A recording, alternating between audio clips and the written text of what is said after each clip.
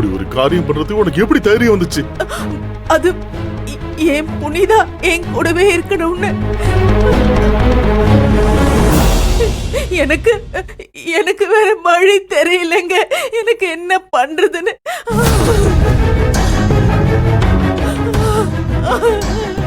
நல்லா அழுங்க.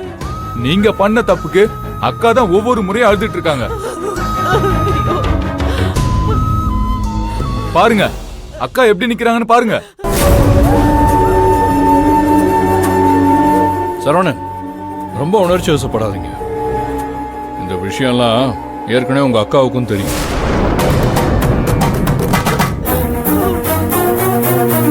என்னமாமா சொல்றீங்க? கபிலன், இங்க என்ன நடக்குதுன்னு எனக்கு புரியல. ஒன்னும் இல்ல, நான் கூப்பிட்டதும் எனக்காக வந்ததுக்கு ரொம்ப தேங்க்ஸ் டாக்டர். இது ஏதோ ஃபேமிலி இஷ்யூவா இருக்கு. நான் கிளம்புறேன் கபிலன். சரி, தேங்க்யூ. மாமா அதிர்ச்சி மேல அதிர்ச்சியா இருக்கு எனக்கு. என்னதான் நடந்தது யாராவது சொல்லுங்களேன். கபிலன், நானே உங்ககிட்ட சொல்லணும் தான் நினைச்சிட்டு இருந்தேன். ஆனா என்கிட்ட பேசாதீங்க புனிதா. நான் உங்க அம்மாவை கூட மன்னிச்சிருவேன், ஆனா உங்களை மாப்பிள இங்க பாருங்க, நடந்த எல்லாத்துக்குமே நான் தான் காரணம். புனிதாவுக்கு எந்த சம்பந்தமும் இல்லைன்னு சொல்றீங்க, அப்படித்தானே? ஏங்க, நான் என்னங்க பாவம் பண்ண? உங்களுக்கு உடம்பு முடியலன்னு கேள்விப்பட்டதும் என்னோட வெறுப்பு எல்லாம் தள்ளி வச்சுட்டு என்னோட குடும்பம் நினைச்சு இந்த குடும்பத்துல வாழ வந்தேன். அது ஒரு தப்பாங்க? ஐயோ மாப்பிள்ள, தப்பு இல்லதான். எனக்கு என் புனிதா என் கூடவே இருக்கணும்னு. ஓ, உங்க பொண்ணு உங்க கூட இருக்கணும், நீங்க எல்லாம் சந்தோஷமா இருக்கணும். ஆனா அடுத்தவங்க குடும்பம் எக்கேடு கேட்டாலும் உங்களுக்கு எந்த பிரச்சனையும் கிடையாது, அப்படித்தானே? உங்களுக்கு பேசாதே. அப்புறம் நான் மனுஷனாவே இருக்க மாட்டேன். ஐயோ மாப்பிள்ள, ப்ளீஸ் மாப்பிள்ள. புரியல? மாப்பிள்ள தப்புதானா? நீங்களும் உங்க பொண்ணும் சேர்ந்து என்னை ஏமாத்தி முட்டாளாக்கி இருக்கீங்க. இல்ல. அது உங்களுக்கு புரியல? ஐயோ, நான் நேசிக்கிறவங்க, எனக்கு பிடிச்சவங்க, என்னோட குடும்பம், என்னோட புனிதான்னு நினைச்சவங்க எல்லாரும் என் குடும்பம் கிடையாது. நீ தனி மனுஷன் தானே? உன்னை ஏமாத்துறதுக்கு நாங்க என்ன வேணாலும் போய் சொல்லுவோம்னு சொல்லிருக்கீங்க, அப்படித்தானே? கபிலன், அப்படிலாம் எதுவுமே கிடையாது கபிலன். தயவு செஞ்சு என்ன ஒரு வாட்டி பேச விடுங்க. நான் பண்ணதெல்லாம் தப்புதான். பாருங்க, உங்க சரி தப்பெல்லாம் எதுவும் எனக்கு தேவையில்லை. இனிமே நீங்க என் கூட பேச வேண்டாம். கேவலம் உங்க பொண்ணு உங்க கூட இருக்கணுங்கிற அற்பத்தனமான ஆசைக்காக எவ்வளவுலாம் தொந்தரவு கொடுத்திருக்கீங்க. உங்க வீட்டு ஆளுங்களை என்ன எவ்வளவு அவமானப்படுத்திருப்பாங்க. வீட்டோட மாப்பிள்ளைன்னு சொல்லி சொல்லி காமிச்சிருக்காங்க. ஐயோ, அதெல்லாம் எதுக்காக நான் சகிச்சிட்டு இருந்தேன் சொல்லுங்க?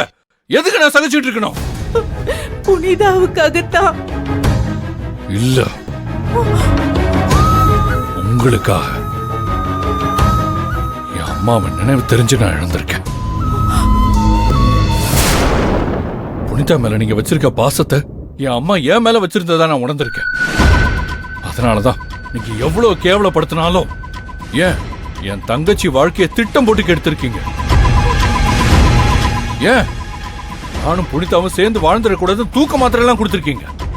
எல்லாத்தையும் தாங்கிக்கிட்டு ஒரு கல்லு மாதிரி இங்க இருந்ததுக்கு காரணம் என்னன்னு தெரியுமா?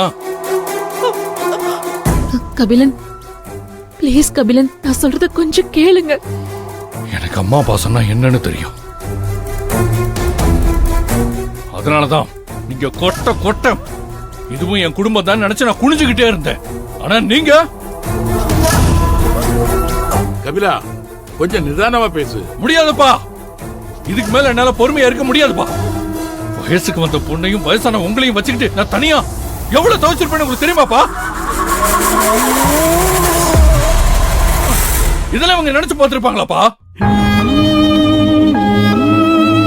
நான் இருந்தா அதை பார்த்து மயங்கிறவங்க இவங்க நினைச்சிருக்காங்க. அதனாலதான் இப்படி ஒரு பையன் உங்களால சொல்ல முடியுது.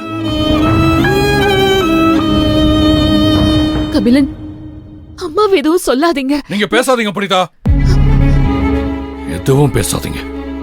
தப்பே பண்ண மாட்டீங்கன்னு நான் சொன்னேன்னு அப்ப கூட உங்களுக்கு உறுத்தலையா? தப்புதான் கபிலன். நான் உங்ககிட்ட நடந்ததை சொல்லிருக்கணும் தான். புனிதா நீ அமைதியா இருக்கண்ணு. என் பொண்ணு மேல எந்த தப்புமே இல்ல. நான் தான் புனிதா கிட்ட உங்களுக்கு இந்த விஷயம் தெரிய வேண்டாம்னு சொன்னேன். நல்லா இருக்குங்க, ரொம்ப நல்லா இருக்கு. நீங்க உங்க பொண்ணோட நிம்மதியா இருக்கிறதுக்காக என் குடும்பத்தை நான் தனியா விட்டுட்டு இங்க வந்து பைத்தியக்கார மாதிரி இருந்திருக்கீங்க. உங்க காசு பணம் திமிர வச்சு எதை வேணாலும் சாதிச்சிடலாம்னு நினைச்சிருக்கீங்க, அப்படித்தானே? மாப்பிள்ள சும்மாவா சொன்னாங்க? இதே புனிதாவோட பெத்த அம்மாவா இருந்திருந்தா இப்படி உங்க பக்கத்துல வச்சுக்கிட்டு ஷோகேஸ் பொம்மை மாதிரி பாத்துட்டு இருப்பீங்களா? என் கூட வாழ அனுப்பியிருப்பீங்க. நிறுத்துங்க கபிலன், போதும் நிறுத்துங்க.